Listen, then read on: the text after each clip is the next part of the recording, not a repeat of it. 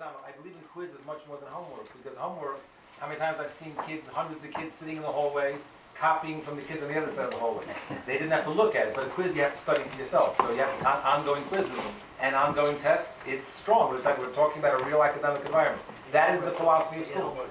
They get homework too. No, it is homework. When you have a quiz, that's homework. You have that. Oh yeah, there's work. It is. I'm not kidding. There's Isaac. It's work. We look at school as a 5-year program. Rabbi Malovsky mentioned that the boys going to Eretz Yisrael, 4 years by us, and at least 1 year in Eretz Yisrael. We were able to actually arrange. We have a small class, but every single one of the boys is going to. We're taking the 10-day trip to Eretz Yisrael, and Rabbi Malovsky is coming along with us. Okay, we'll manage anyway. So we're going to travel under Eretz Yisrael, visit the Yeshiva. We had 5 Yeshiva come to us already. We're going to check those out. Touring all over Eretz Yisrael. They get a weekly hashkafa class. They get everything. They're pushed on every way in terms of what life is all about, to understand that what Judaism is all about, the whole package. The kids all apply to college. I just want to give you a quick list of the colleges that our 12th grade apply to. Brookdale Community College, Yeshiva University, Ocean Community College, Landers College for Men, Kane University, Florida International University, Cornell University, Rutgers University, University of Penn, Johns Hopkins, Brandeis. Okay, now this is a small class, but these are the places they apply to. And let me just tell you the line that we used to say in Elizabeth all the years, and this is more or less the philosophy by us as well. We take great pride in the fact that our students apply and are accepted into the best colleges and universities across the country. However, we take greater pride in the fact they generally choose not to go to these places, and that they look instead to go to a place when they're going to graduate, where they could be in a proper Torah environment. They're going to be sitting going to college, getting a full education, the best secular education they can, but in a proper environment that we work out with them. Do they have everything? Do they have kosher food? Do they have minyan? Do they have everything that they're going to need in the proper environment to make sure that's going to be proper for them to continue the growth process as they go through the years as well? So as much as they're applying to some of these places, we're looking for them to go to the best places as possible. The General Studies Curriculum Coordinator is not here this evening. We've had a few open houses. She was joining us in those other places, so I'm getting that as well this evening. And in the packet of information, we pretty much cover everything. It is a very real picture of exactly what goes on. We have college credit courses. Besides, we've fulfilled the full requirement and mandate of the state of New Jersey. 4 years of language arts, 3 years of science. So our science program right now is biology 9th grade, chemistry 10th grade, and physics in 11th grade. Just going through the system. If a kid walks in having taken Algebra 1 in 9th grade, he automatically takes Algebra 2, in 8th grade, and he's taking Algebra 2 in 9th grade. Then chemistry in 10th grade, and pre-calculus in 11th grade. We're doing everything. We have been approved by Fairleigh Dickinson University for middle college credits. There are classes right now in school that kids are able to take, they're getting college credit for it. We have an in-house SAT class for the kids to prepare them. We advise them to take another one besides, but every Friday for an hour, we have half a year for language arts and half a year for math, because we want to make sure it's a stress that they do well in the secular. So we're giving them all. They have requirements in Limudei Kodesh, full morning. They have requirements in Limudei Chol, full afternoon, in every regard, and the grade is exactly what they earn. We don't give grades, the kids have to earn the grades. I used to hear about it. There was a college professor once told me that whenever you come to, in college they post grades on a bulletin board. So they put a number, everyone would know their serial number, they know what grade they got. So whenever the grades were, let's say, 85 and above, they gave, boy, look what I got. If it was 85 and below, look what the professor gave me. So that's not the way we do this. The grades are the grades the kids earn. We are in contact with the parents. This is a vital component.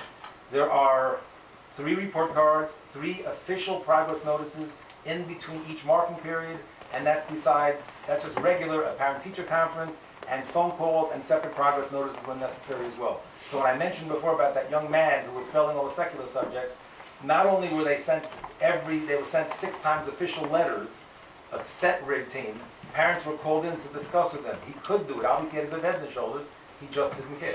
It's an exception. I'm giving you a case of an exception to show you that the kids, the requirements of an environment are the expectation across the board. And if you're interested in your son getting an excellent Torah education, with excellent hashkafa, and getting an excellent secular education with real college preparatory work, then Maor Yeshiva is exactly that school.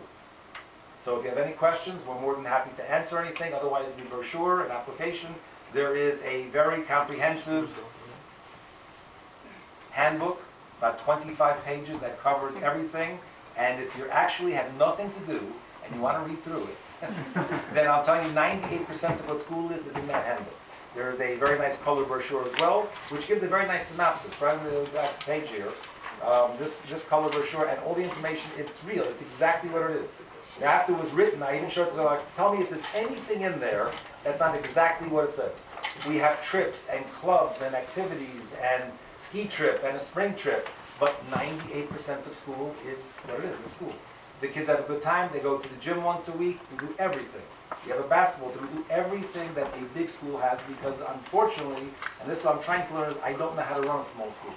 I only know how to run a large school. And therefore, even though we are a small school, we're running it like a full-fledged, even when we had just 9th grade. We have bells ringing, we have everyone on schedule, everything. I had one Rabbi Malovsky used to tease me that I'm a bells chassid because I'm so machman on the bell that you have to be on time and let's get going. And I'm not a yeki, but I guess I am. So like, we do it, we are running it right and real and grades and report cards and everything else under the sun. Any questions about anything? How many students are you putting in each class? Right now we have a very small school, we're being selective. The philosophy is, even when I took over in JC, the school was large. There was actually a talk at that time when I took over about, when I took over the principal, about possibly closing the school. Because a lot of other high schools opened up. So the philosophy became that we're going to have addition through subtraction. And that means we're going to be very careful in who we take, what type of boys, and they fit a certain, a very defined criteria, which I'll spell out for you. And when that happens, people get the word that this is really what the school's about. People want to come to this. So basically the criteria is, like I use an example of a three-legged table. And if you pull away one of the legs, the whole table collapses. So the first one is the academic ability or willingness or parents who are ready to do anything and everything necessary to make sure that kid can pass all the subjects. We're not elitist. We have a regular track and honors and everything, but we expect, and it has to be, that kids pass all the subjects. Nothing to talk about. Limudei Kodesh, Limudei Kol. So academics is number one. Number two is derech eretz, that a person has to come and have proper behavior. He's looking to come and grow, and he's a proper representative of what a Torah, of what a Yeshiva is all about, and he's going to be a good influence on everyone else, and everyone else is going to be a good influence on him. That's a combination. And the third thing, in terms of just respect with the other kids and in terms of the teachers, and the third thing is the religious direction the kids going in. We're looking for kids who understand very clearly that we're looking to grow. And we actually have a commitment for them. I know I'm speaking very fast, but it's for you.